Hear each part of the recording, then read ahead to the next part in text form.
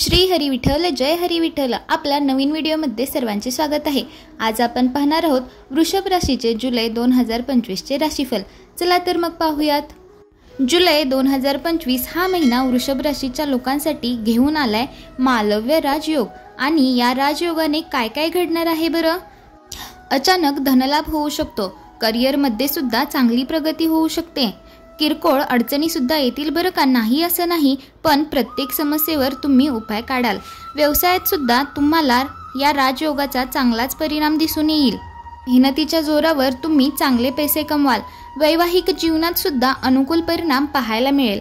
आणखीन कोणत्या चांगल्या घटना जुलै महिना वृषभ राशीच्या लोकांसाठी घेऊन आलाय, त्याचबरोबर कोणत्या अशा घटना आहेत ज्या तुमची चिंता थोडीशी वाढवू शकतात, चला जाणून घेऊयात। पण त्याआधी चॅनलवर जर नवीन असाल तर चॅनलला नक्की सबस्क्राइब करा।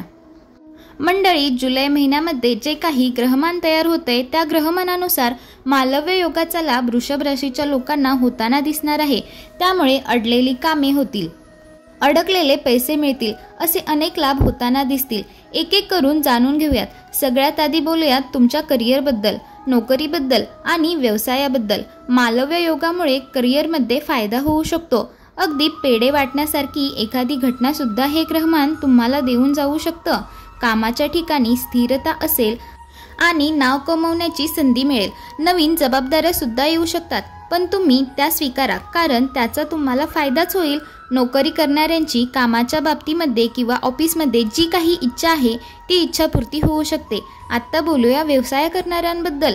18 जुलैपर्यंत व्यापाऱ्यांना लाभ आहे, पण 19 जुलैनंतर मात्र शनाष्टक योगामुळे थोडंसं नुकसान होऊ शकतं। त्यामुळे 19 जुलैनंतर सावधगिरी बाळगावी लागेल। खास करून व्यापाऱ्यांचा वाहन मशिनरीवर खर्च होऊ शकतो। गुंतवणूक करताना वृषभ राशीच्या लोकांनी काळजी घ्यायची आहे। त्याचबरोबर भागीदारीत जे व्यवसाय करतायत त्यांनी सुद्धा थोडीशी सावधगिरी बाळगली पाहिजे। आता बोलूया आर्थिक स्थितीविषयी। वृषभ राशीची जुलै महिन्यामध्ये कशी असणार आहे आर्थिक स्थिती पाहूयात। 5 जुलैपासून धनलाभाचे योग आहेत। बँक किंवा इन्शुरन्स यासारख्या गोष्टींमध्ये तुमचं काम अडलं असेल, तुमचे पैसे अडकले असतील तर ते तुम्हाला आता मिळू शकतील। तुम्ही व्यावसायिक असाल तर एखादा मोठा करार साईन होऊ शकतो, ज्यातून तुम्हाला लाभ होईल। उत्पन्नाचं नवीन साधन सुद्धा तुमच्या समोर येऊ शकतं।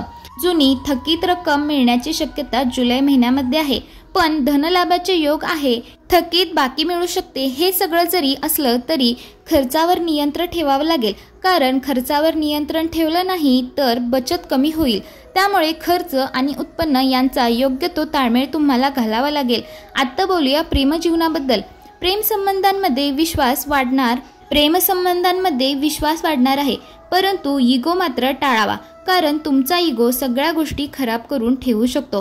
त्यामुळे इगो सांभाळला तर वृषभ राशीसाठी जुलै महिना प्रेमसंबंधांसाठी चांगला असेल। वैवाहिक जोडप्यांनी सुद्धा आपल्या जोडीदारासोबत थोडा संवाद वाढवावा, कारण त्यामुळे गैरसमज होणार नाहीत।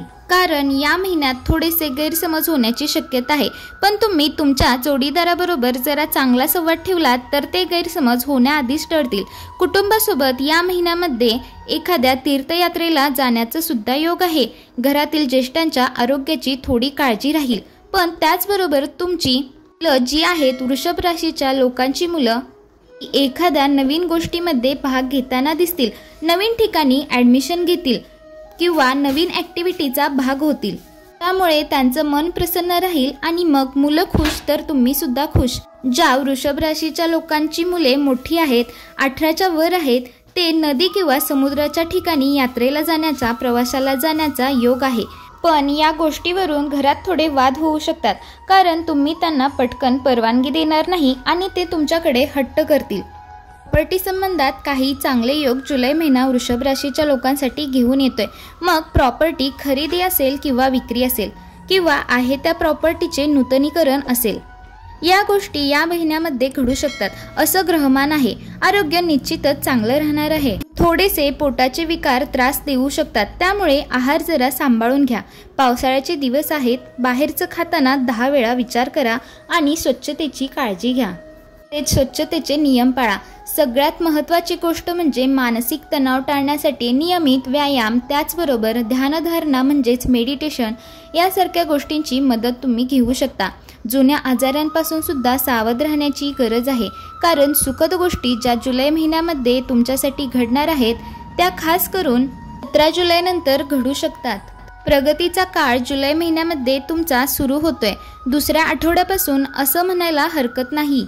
महत्त्वाचे निर्णय घेताना तुम्ही महिन्याच्या दुसऱ्या भागातच घ्या, ते जास्त लाभदायक ठरेल। व्हिडिओ आवडल्यास व्हिडिओला लाईक करा, तसेच जास्तीत जास्त शेअर करा। चॅनलवर जर तुम्ही नवीन असाल तर अशाच माहितीपूर्ण व्हिडिओसाठी चॅनलला सबस्क्राईब नक्की करा। धन्यवाद।